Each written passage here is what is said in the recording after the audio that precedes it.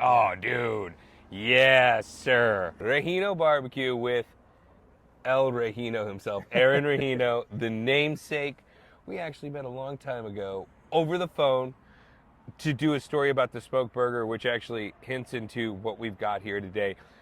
Yet another beautiful loaded platter here in Olton, Texas, about 45 minutes north of Lubbock. Why don't you run me through, Aaron, what we got here? And I know there were 3 dishes you were very excited for me to try, starting with, let's get into the burger. I love burgers. So here we have 100% brisket, ground brisket burger. We make that from our brisket trimmings, and we hand form those patties, and we smoke it over post soak with simple seasoning, salt and pepper. And we smoke it to about a medium. And then we put that on the flat top to sear up the cheese.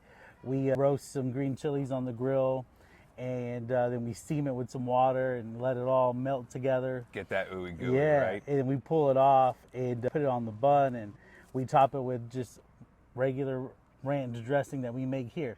But that's a bold choice. Yeah. Ranch dressing. Ranch dressing. It's like West Texas's #1 dressing. Dude, okay, I like that. I like the fact that West Texas burger tradition is ranch dressing. Yeah. I love it. I'm a burger man. Here we go. You know, it's funny. I wrote about this a couple years ago. Now I'm finally having it. Oh my God. The hatch is real. That is fantastic. And the smoke on the burger. It hits different. Yeah. It hits different. It's definitely different than a like griddled burger or even like a grilled burger. Yeah. It just has time to absorb that little bit of smoke, and it completely changes the way it feels and tastes. It's smoked, but it's not overwhelming. Hatch and the thick layers of cheese and the ranch. Yeah. That's it. The toppings are crucial to this guy. Hell yeah. Real talk.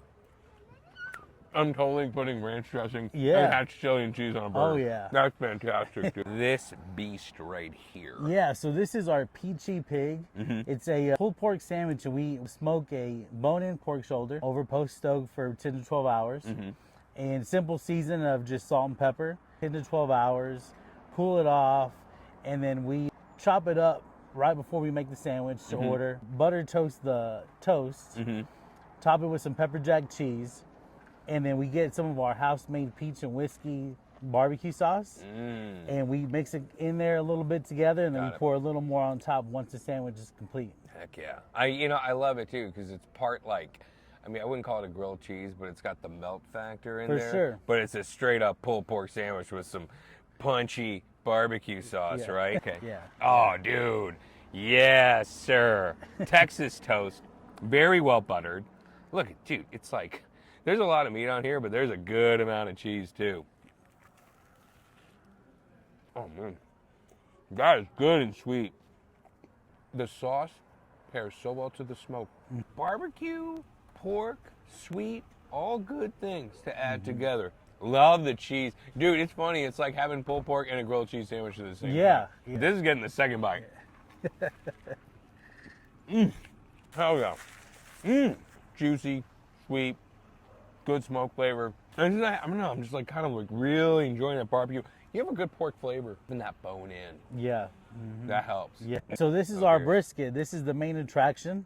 So we have some lean slices, and we also have some burnt ends here. I like how my man calls this lean. I won't even bother picking it up because it'll just fall apart, and I'm still an arm's throw from a napkin. Tell me about your brisket process. All natural brisket, hormone-free, antibiotic-free. Okay. We trim it up to our specs, just kind of round it off a little bit, and we put it on our smoker. We use post oak and mesquite for the brisket. Oh, okay. Just to add a little bit of the West Texas flair into it a little bit. And then we just rub it down with salt and pepper. Very simple, very clean flavors. And that's going to be about a 12 to 14 hour process. When I saw that bark, I was like, oh my God, am I back in Austin? I see 16 mesh. I thought I smelled a little post. Let's get into the brisket. Okay. I mean, I'm always team moist. That's what I'm saying. This is the best bite of barbecue. Damn. I mean, that's it. I love this cut because it reminds me of the richness you get off the ribeye cap. But that corner end right there, the fat's really well rendered, very juicy. You run clean smoke pits, don't you? Sometimes you can get overwhelmed on oak and mesquite. Yeah. And one of the things that I've been enjoying in Lubbock is finding people are using other woods. Yeah. Because it's more chill. Right. But I've also found, too, the cats who run, I can taste clean smoke now. Yeah. You know? Yeah, you can really tell a difference whenever the fires are ran kind of the way they're supposed to be ran. And that's what a lot of people tell me, you use mesquite, like that's way too strong. But if you know how to use it, and you know how to kind of work the smokers, and it should just add flavor rather than overpower. You have harmony in the Force, young Jedi. Now we've got a couple fun things. Obviously, you got some pickled jalapenos. Yeah, we got some pickled jalapenos, some house pickled red onions, some pickled sliced jalapenos, and just some pickles. And then lastly, yeah, so this is our green chili cream corn. We kick it up a notch with some spices to make it a Mexican style street corn. cream corn meets esquites. Right, right. Yes, sir. Yeah. You know, cream corn, hatch chili, right? Yes, sir. We got hatch green chilies inside of there, and it's mixed with a combination of heavy whipping cream, flour, sugar. Oh my God. Dude. It's so funny, I thought it was bacon. You told me Parmesan cheese. There's an intensity and a funk to it. I would have expected cotija cheese. Parmesan throws me for a ringer. Yeah. Yeah, that's just how we've done it, you know, all of our lives just growing up. And that's really how we've done all of this that we're doing now. It's just an extension of my childhood, basically, you know, all the things that I've grown up with. In West Texas. In West Texas. Time for a little pitmaster quickfire, okay? So this is what I want to start with. My big takeaway from eating at Rejino is you clearly are running smokers with a really clean smoke. What's your advice with your fellow pro pitmasters and perhaps the backyard amateurs alike about what clean smoke means? Yeah, clean smoke is essentially whenever your fire in your firebox is getting enough oxygen. And so you always want to make sure that out of the stack, you're seeing a thin blue smoke. And that's how you know it's nice and clean. Thin blue smoke. Thin blue smoke. I've been hearing that. So growing up, you know, in the backyard at our house, we always saw a bunch of white smoke, and we really thought we were really doing something really great.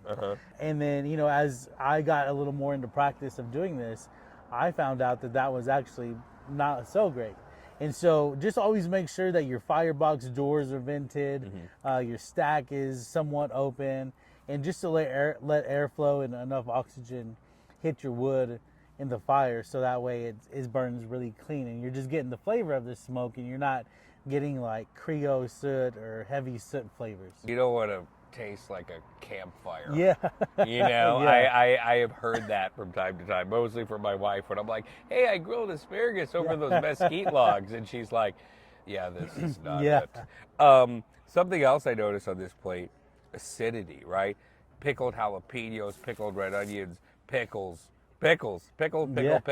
Talk to me about how important acidity is and how you like to use it in your cooking. Yeah, you know, it's just important to break up. Whenever you come to a barbecue place and you have 3 or 4 different fatty meats, you want to be able to take a bite of something acidic to kind of break it up. To where if you're eating brisket, you take a bite of something like a pickled jalapeno, and you let that just simmer for a second, and then you go on to the pulled pork. And so that way it kind of breaks it up a little bit. Yeah. And also, just so, you know, these meats are fatty, and it just kind of helps loosen it up a little bit to where you don't just feel like you're just eating fat. You know, you're kind of breaking it up a little bit. Last thing, one thing I've noticed in the Lubbock / greater, call it Panhandle barbecue community, is just that, a really strong sense of community.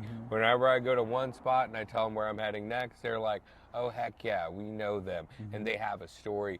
Anything you want to share about your times? You know, you've been going now for 6 years. If you want to share anything about what it means to be part of the Lubbock / Panhandle barbecue community. Yeah, it means a lot. You know, when you take a look back 6, 7, 8 years ago, barbecue essentially was non-existent here as far as restaurant-wise. And so it's been a great journey with all of us trying to kind of get started at the same time. Yeah. And really, you know, a lot of people they always talk about, well, what about that place over there? And they view them as competition. And it's that couldn't be further from the truth. We're all really great friends, and we're all pulling for each other. And we know that if there are enough really great barbecue places here, people will travel here to do a road trip. And so, you know, that's what we all pull for each other. We're not in competition.